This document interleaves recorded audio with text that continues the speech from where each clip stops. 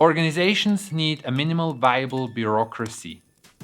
That's what brilliant Ian Spence stated in his Agile in the Zone interview. I can highly recommend to watch the whole interview. Click the link up here.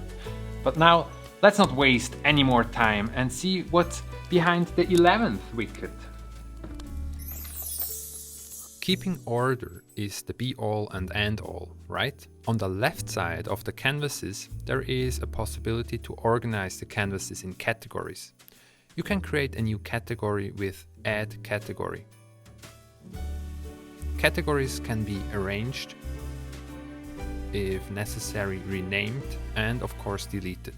At the top, you will always find the All overview. This means all canvases that are available in this PI planning session. From here you can move the canvases into categories and structure them. I can only recommend to try it yourself.